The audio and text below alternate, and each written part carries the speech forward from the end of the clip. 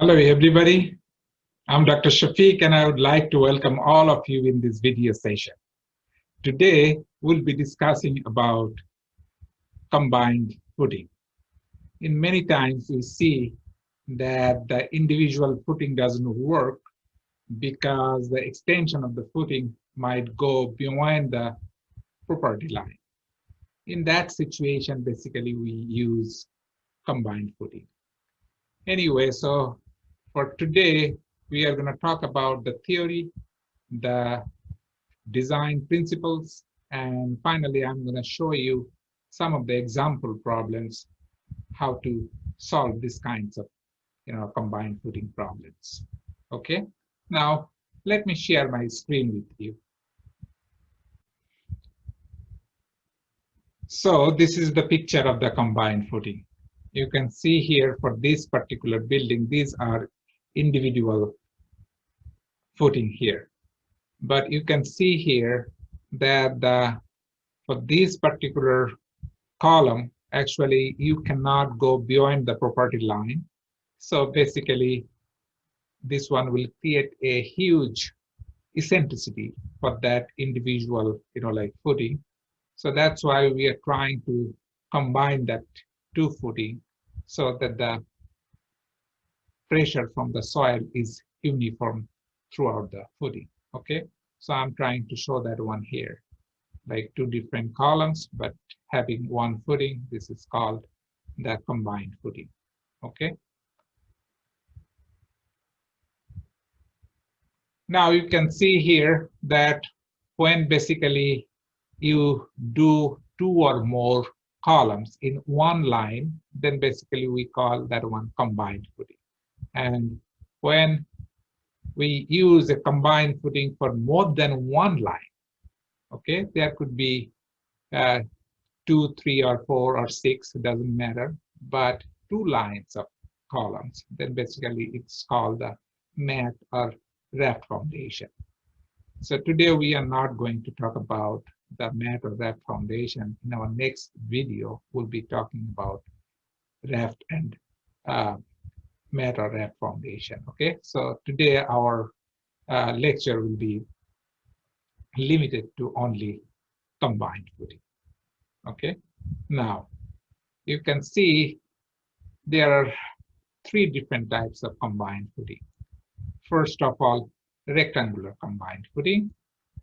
Second is trapezoidal combined footing. And the third one is strap footing. Sometimes we also call that one cantilever footing. Okay, now I'll discuss each of them separately. Okay, now the first one is rectangular combined footing.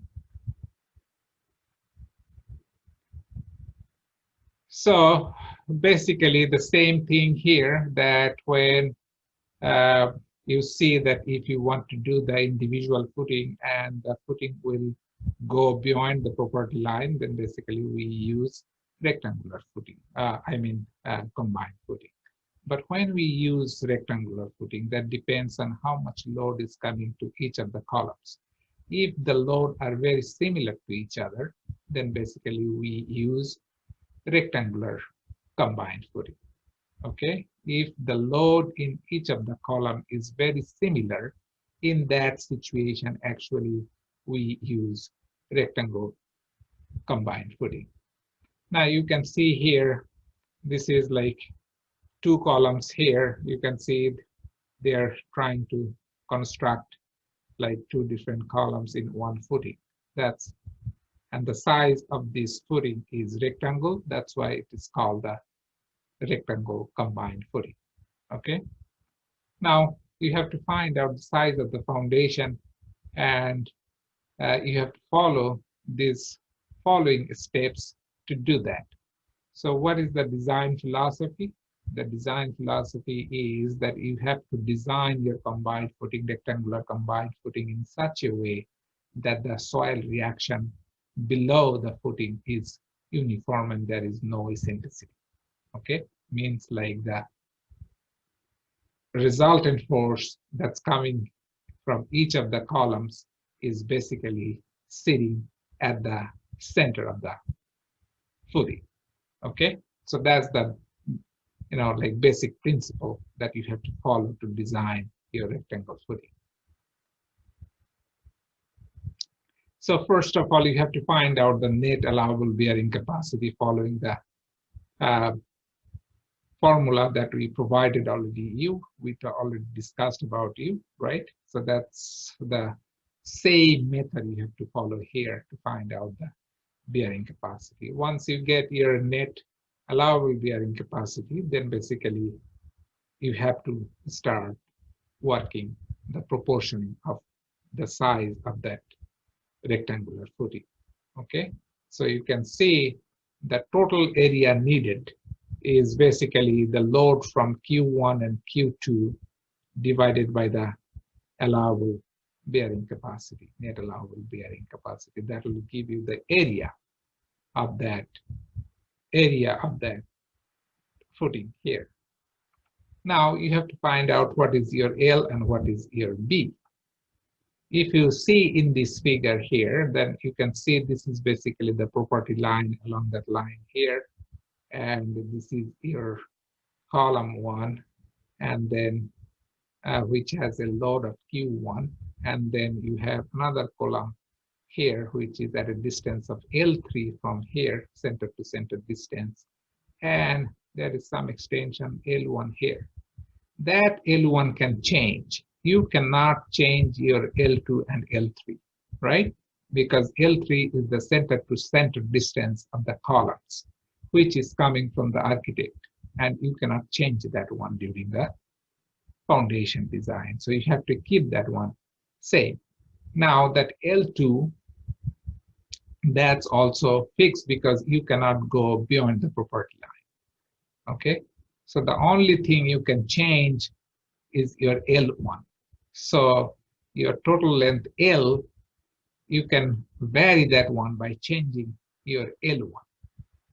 Okay, and once you get your L1, so that you can set the resultant force like Q1, Q2 just at the middle of this one, then basically you can make sure that the reaction from the soil will be uniform below the footing, right?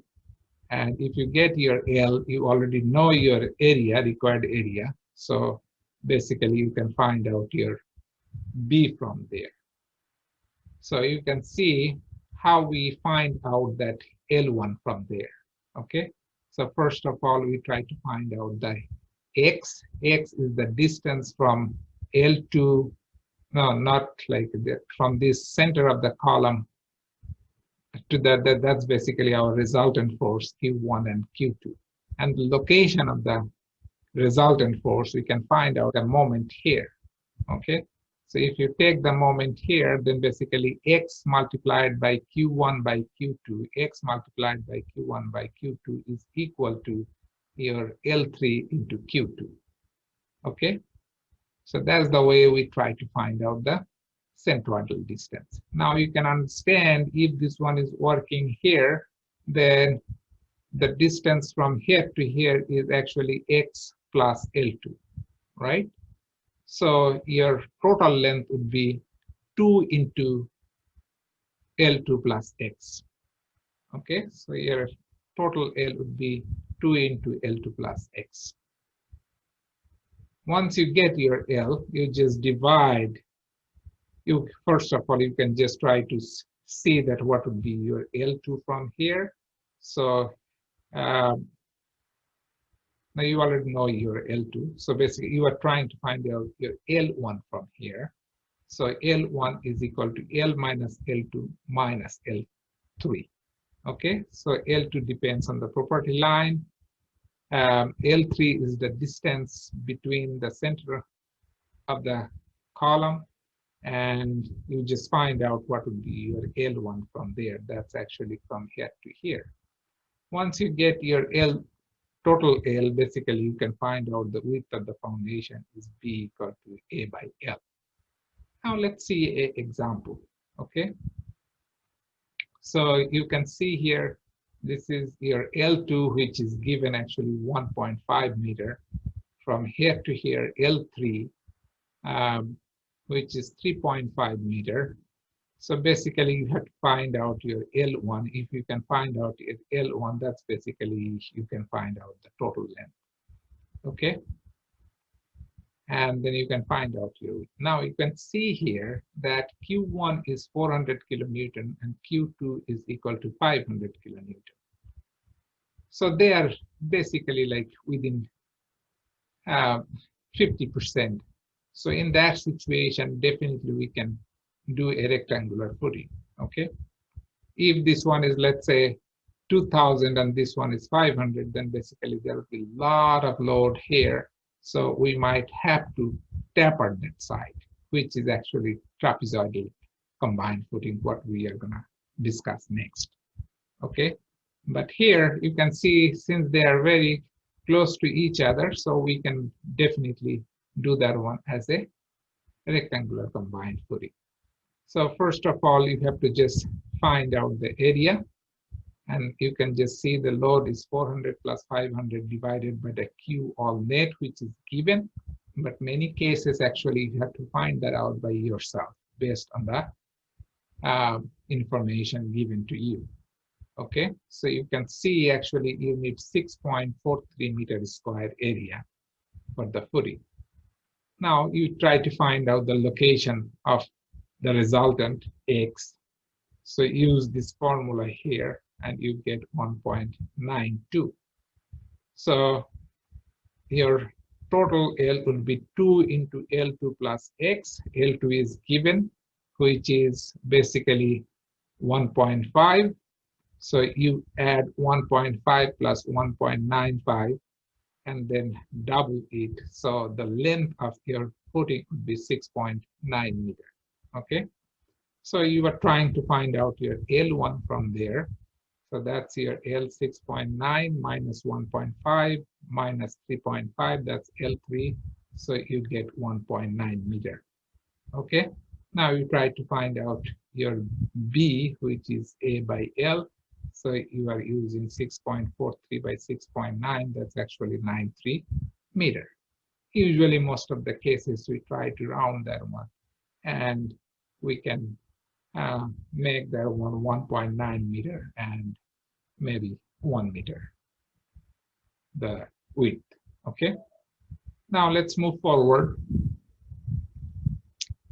This is your trapezoidal footing. If you see the plan, then you can see this one is a little bit tapered here, taking a little bit area is much bigger than this side here, most probably because the load here is much higher than the load here. Okay, so if you want to make sure that the soil reaction is uniform throughout the bottom of the footing, then basically you have to make a little bit wider at the site where your load is a little higher. Okay.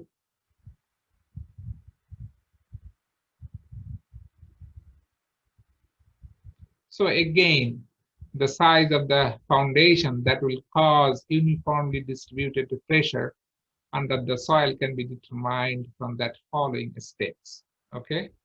So first of all, if the net allowable soil pressure is known, determine the area of the foundation. Again, you have to find out your Q net allowable using the same formula that you learned in chapter 6. Okay, the general soil bearing capacity formula. Okay, once you find that out, then basically from the load and the Q allowable, you can find out the area of the foundation. Okay, so you can see the area of the foundation has to be Q1 plus Q2 divided by Q net all the same way, right?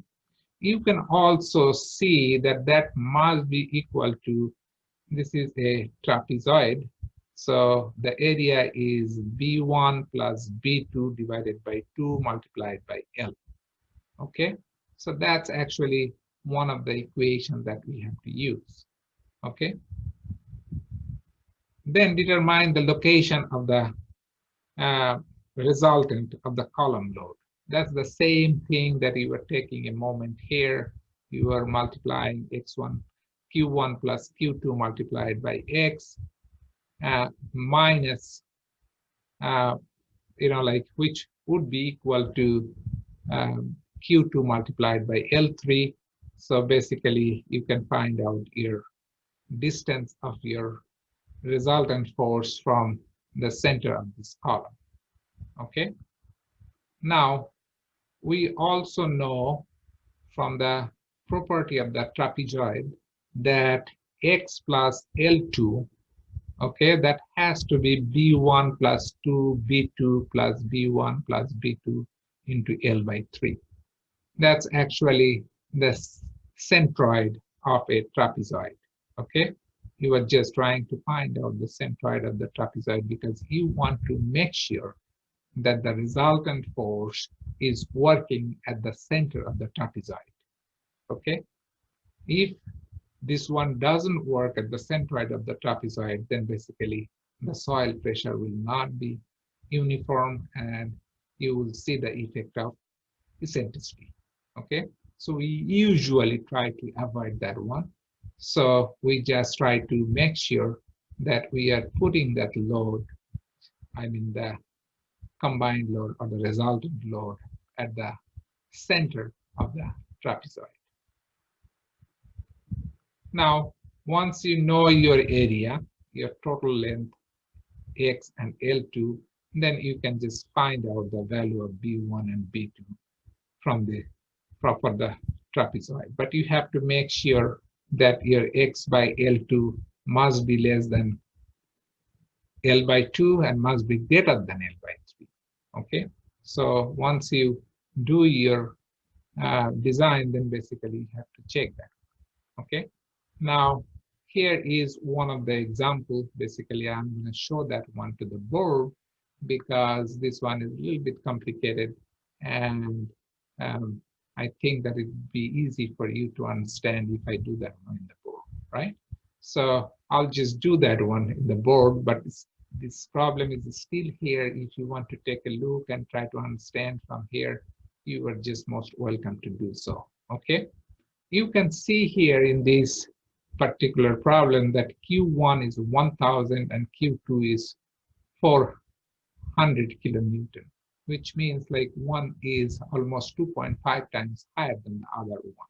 So the area under Q1 must have to, in the, like expanded, and basically it would be very difficult to make a rectangular footing here. So it's a necessity that you have to make that one a trapezoidal combined footing. Okay, so I'll show that one. You can just try to see by yourself that how you can solve that one, but I'll show that one in the board so that you can see how to do that one by step procedure. Okay, so now we are going to do example number 2 here.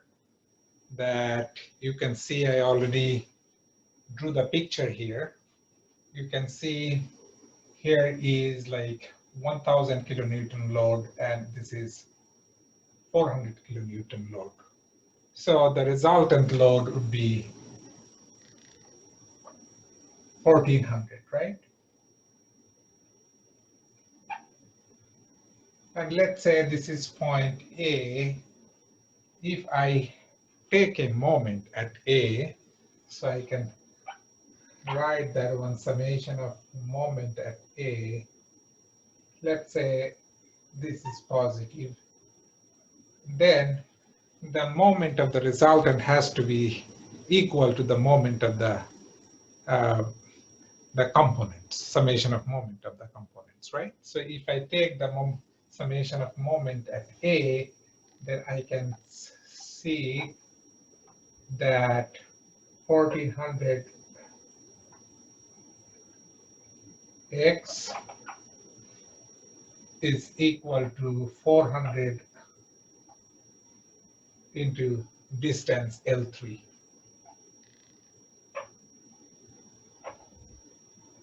But L3 is given, which is basically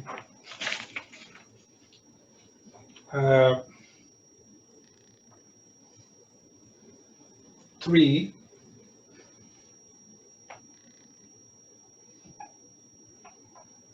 So you can see your X is basically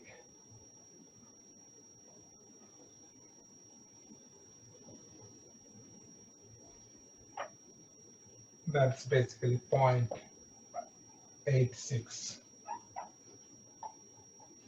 meter. Now you can find out actually how much area I need for the footing, right? So the area of the footing has to be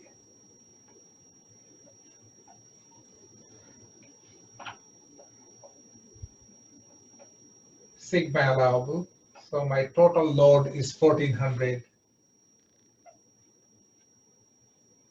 and my allowable load is given, which is basically 120.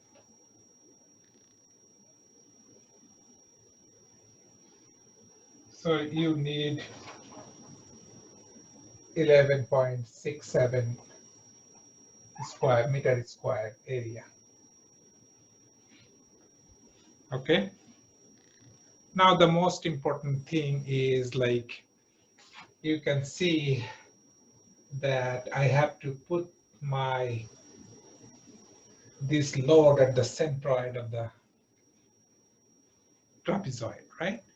But we know, uh, first of all, what we have to do, we have to assume an L1.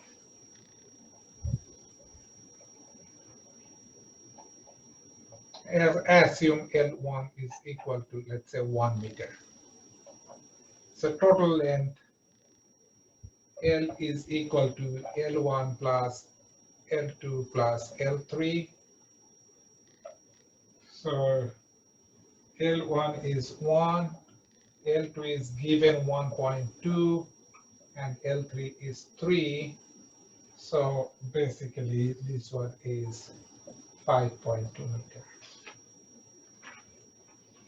Now, first of all, we know that, let's say this is B1.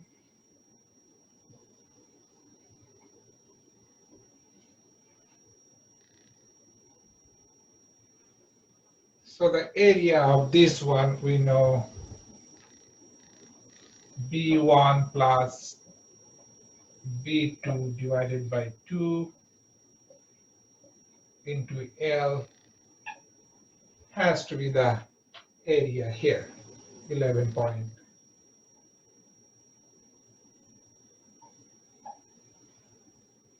So if you plug the value of L here, then basically you get the equation B1 plus B2 is equal to 4.49. That's your equation number 1. Then I have to write my equation number 2 based on the philosophy that I'm going to put this load at the, let's say here is the centroid of this area, so that there is no eccentricity. Okay, it's uniformly distributed at the bottom of the footing. Okay, so we also know that one, that X plus L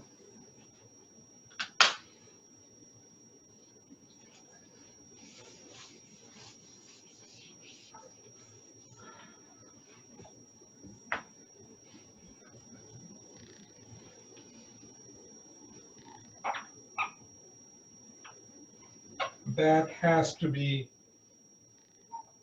B1 plus 2B2 divided by B1 plus B2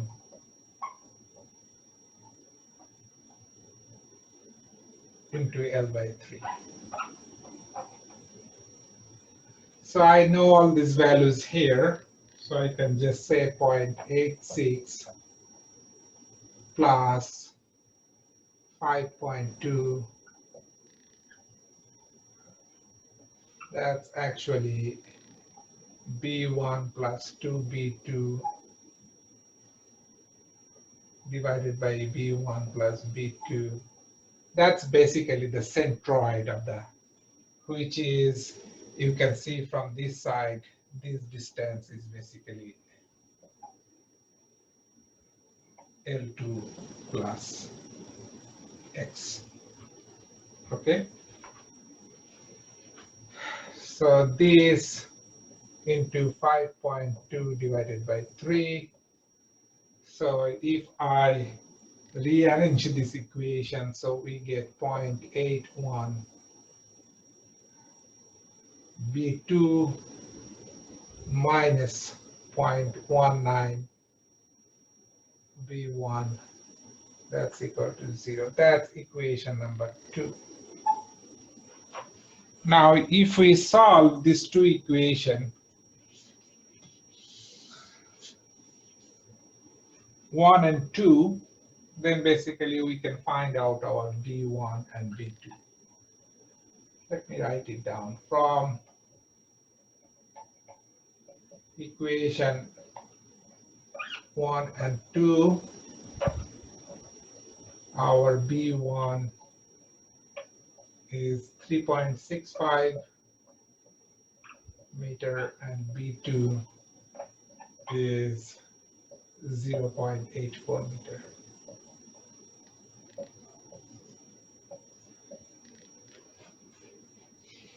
So that's basically your answer.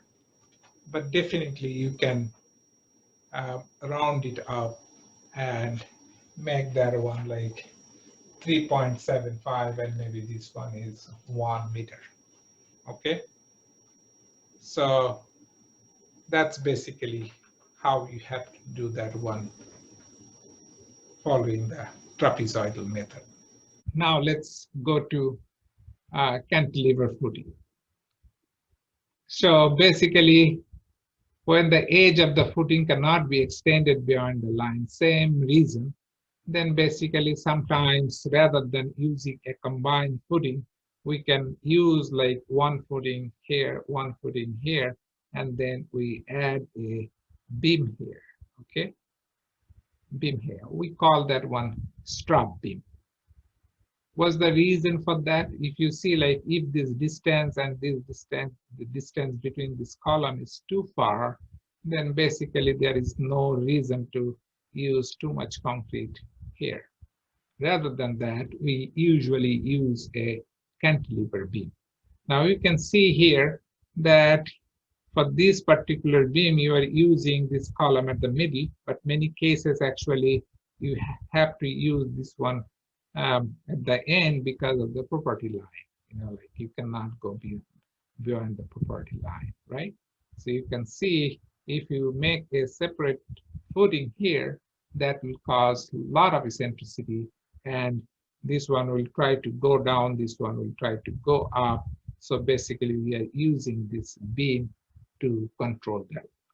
Okay, that's the primary reason to use cantilever or strap beam. So the strap beam is to connect the eccentrically loaded column foundation to the foundation to an interior column. This is your interior column, this is your exterior column. This one has some eccentricity, so you want to balance that one. So that's why you use this beam here, okay? In the picture here, you can also see this is basically your strap beam, and this is the external column, which is actually going at the end of this footing, okay? Now, when you design that one, basically you assume the strap beam is very, very rigid and separated from subgrade. It doesn't take any reaction from the subgrade, okay? Just try to balance the shear and moment between these two columns here, okay? Then cantilever footing may be used in place of trapezoidal or rectangular combined footing when the allowable soil pressure is quite high and the distance between the columns are large, okay? So it's not that common. Usually, like when the distance between the columns are so high that making a combined footing will take a lot of concrete. In that situation, we just try to use two different, individual footing attached by a strap beam. Okay. So you can see here, this is the plan and this is the section here. You can see this is actually the 3D picture of that cases. And you can see this is a interior column, which is actually not eccentric. But here, this one is at the end. So this one is eccentric and try to, like put a lot of pressure at that corner, and this corner basically will not take any load and try to come up from there. So we put that beam to take that load. Okay. The same thing here. We are just using a beam here. This is, you can see, this is basically a different footing for the wall. And we are trying to tie that one with this, strap beam with this column. Okay. Now, the design principle is basically the same, that you have to make the proportioning of the beam in such a way that the pressure under the footing here, you can see this one and this one is very similar. Okay. First of all, this one has to be uniform here. The pressure here has to be uniform here. And not only that, the pressure here has to be equal to the pressure here. Okay.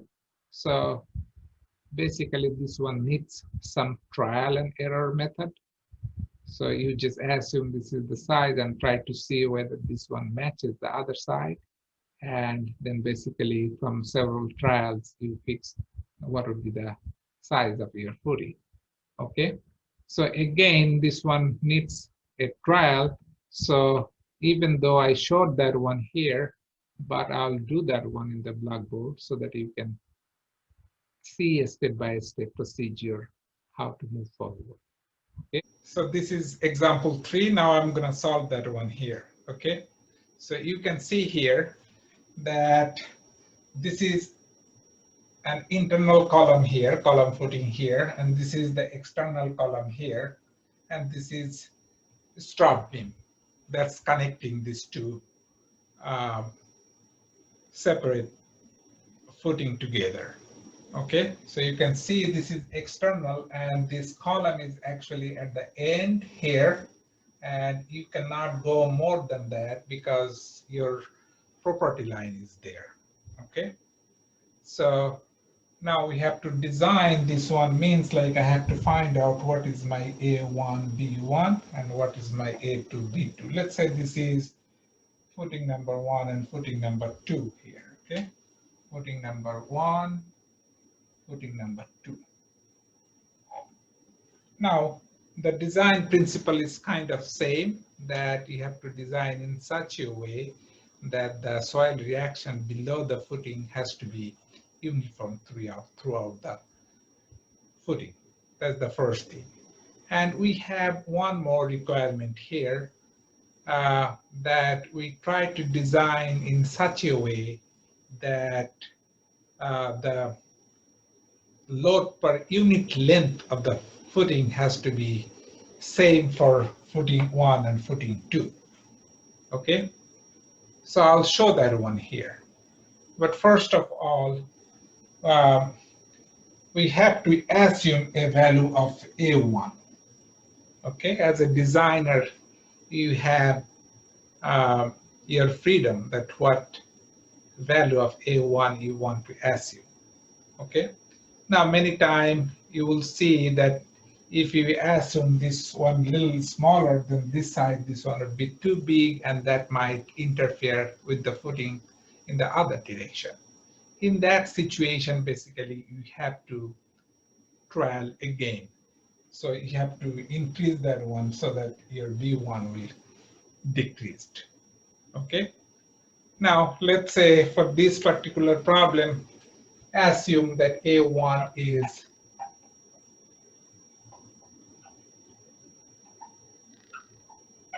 equal to 3 meters. Okay, so if you think this is 3 meter, then basically R1 is working at the middle because this is uniformly distributed load. So from here to here, from here to here, that's basically A1 by 2, right? So your E is A1 by 2 minus 0.15 centimeter, because you can see this is the size of the column this way, this is 30 centimeters, so the center is 15 centimeter, okay? So you can see here that your E is A by 2 minus 0.15. That's basically 3 by 2 minus 0.15, actually 1.35 meter. From here, you can also find out your XR, because you know from here to here, that's actually from these two, distance between these two load is actually 6 meter here. If you subtract E from there, then basically you get your XR. So your XR is basically 6 minus E. That's actually 6 minus 1.35, 4.65 meter. Now I have to find out the R1 here. And you can see if I take a moment at O, for this column, actually the load and the resultant of the reaction, soil reaction, is passing through the same point O. So if I take the summation of moment at, so you can see this is R1 multiplied by XR minus 900 into 6 equal to 0. So you can solve your R1 from here.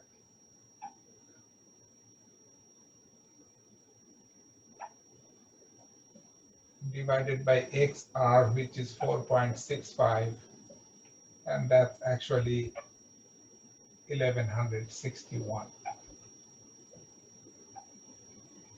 kilonewton. Okay. Once you know the load that's coming there, and if you know the allowable pressure here, so you can find out the area for that footing 1. So your area 1 is basically R1 by sigma allowable, which is 1161 divided by 100, that's 11.61 meter square. Okay, and since we assume that this one is 3, so your B1 would be capital A1 by lowercase a1, which is 1161 divided by 3. That's actually 3.87. We can just say 3.9 meter. Okay. So this one is 3, and this one is actually 3.9 meter. Okay. If you think that, like, hey, I need to make that one a little smaller because this one is gonna interfere with the footing here, so you can assume, let's say, A1 equal to 3.5 or 4, and you will see that your B1 will get smaller. Okay. Now let's try this one here.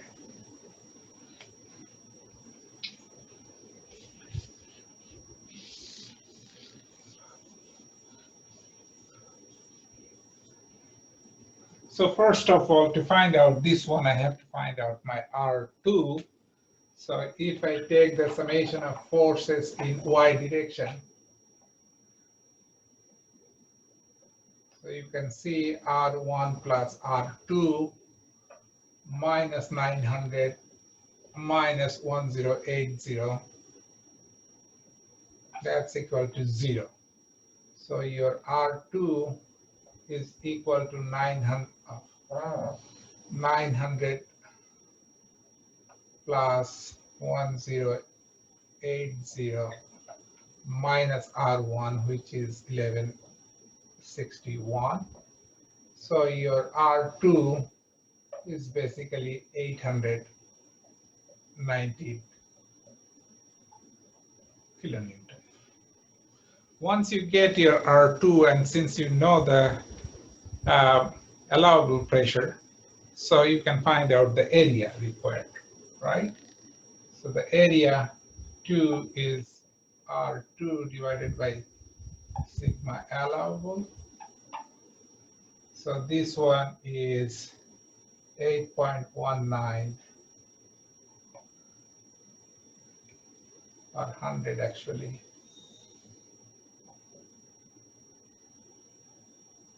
That's actually 8.19 meters square. Now I can assume anything A2 and find out what would be my B2.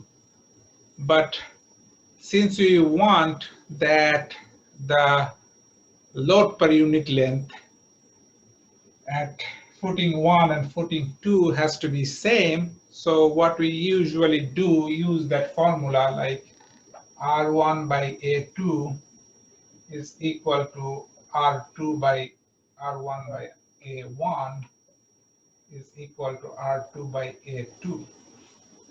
So here from there you can see 1161 by 3 is equal to 819 divided by A2. So you can solve A2, which is actually 2.1 meter. Okay, approximately, like 2.1 meter. So once you get A2, then basically your B2 has to be